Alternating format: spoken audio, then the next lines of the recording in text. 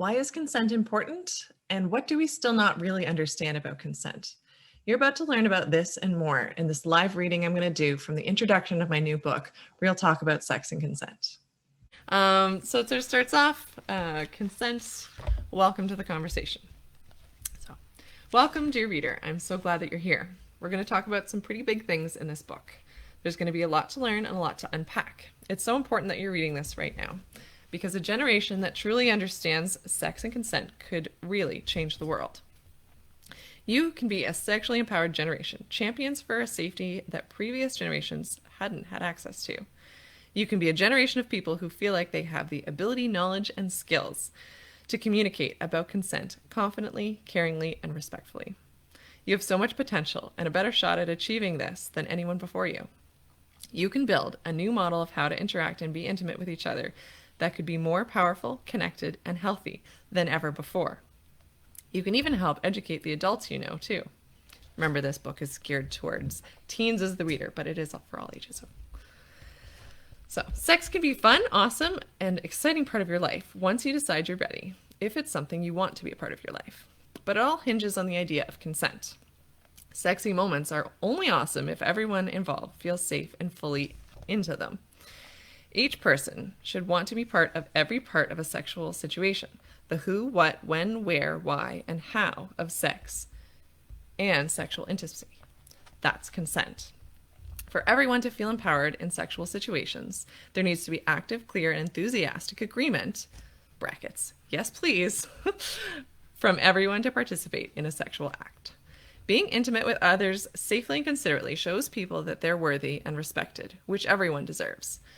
And you can also feel empowered when you're treating yourself and others with respect and consideration. By doing this, your relationship with yourself grows too. Information is power.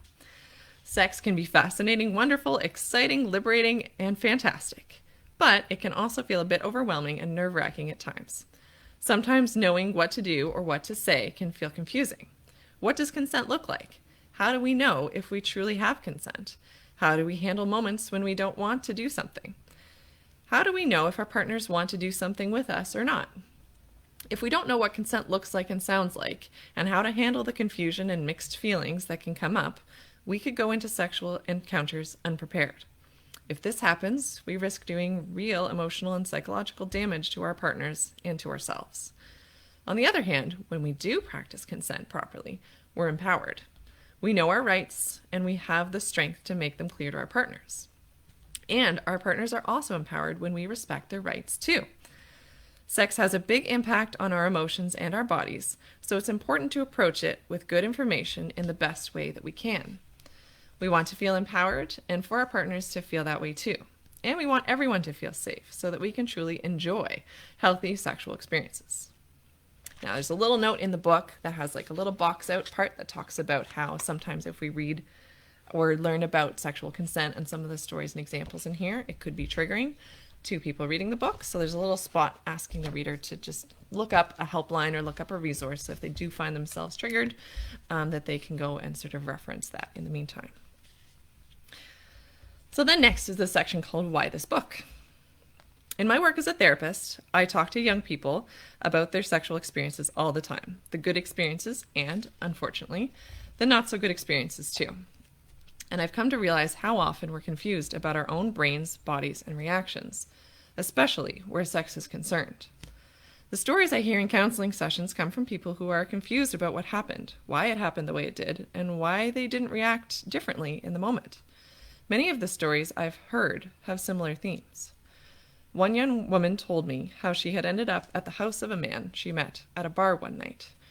She didn't know exactly where she was. As she realized that she didn't want to have sex with the man, she offered him oral sex instead, even though she didn't want to do that either. The young woman told me that she was confused why she reacted this way. Why didn't she just run, say no, or leave the situation? I didn't have the answer at the time. All I knew was that it wasn't her fault. And I told her this. It wasn't. It is always the responsibility of the person initiating the sexual experience to ensure that they have full and total consent. But I struggled with the same question as she did. Why did this response happen instead of the one she expected? Why didn't she say no or ask to leave when she didn't want to be there? I heard another story from a young man who was upset that his girlfriend had broken up with him for cheating on her. But he said the situation was more complicated than that. Another woman that he knew had come into his apartment after a night of heavy drinking. She insisted that he have sex with her. He asked her to leave, but she wouldn't, and she continued to ask him for sex, which eventually happened. His girlfriend found out and broke up with him. But this young man hadn't given true consent. He was cornered and pressured even after he had said no. He was confused as he told me this story too. He thought he deserved to lose his girlfriend and that he was weak for not refusing to have sex with this other woman. He blamed himself completely, but it wasn't his fault either. And the question of how and why this happened remained a mystery to him too. Why did sex happen when he truly didn't want it? I heard versions of both of these stories multiple times, and I began thinking of my own life and my own experiences. I've lived through some of these confusions and difficult situations myself. When I was in school, for instance, at all ages dances, boys would come up behind my group of female friends and start dancing or grinding behind us without asking.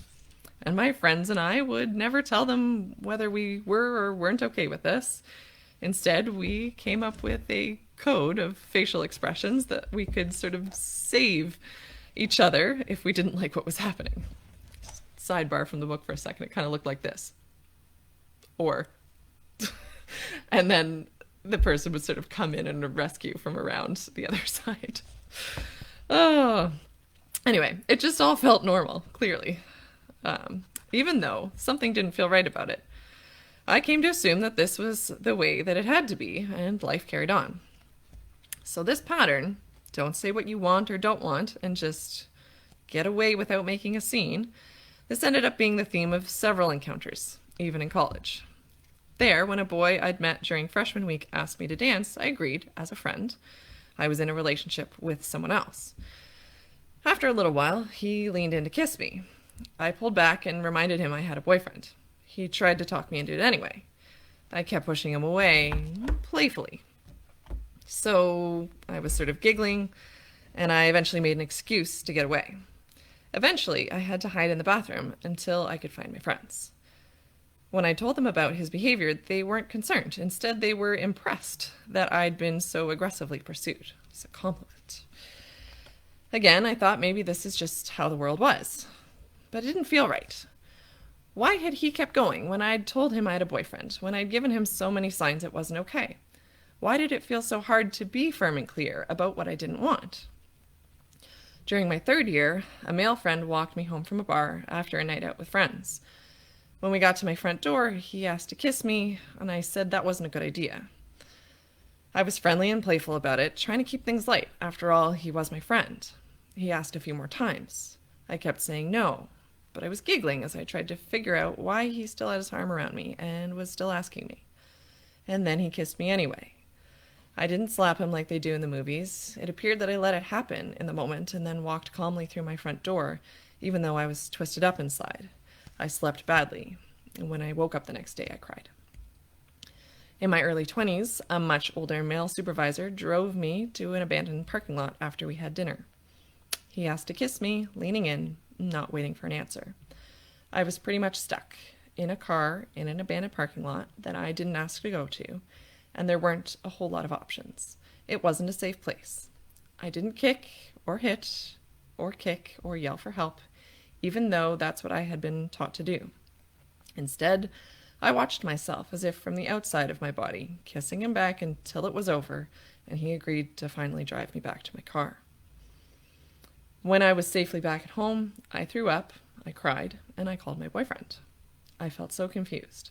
Why did this keep happening to me? Why did I giggle and laugh my way through these situations when I had always been told to scream, push, yell, or run?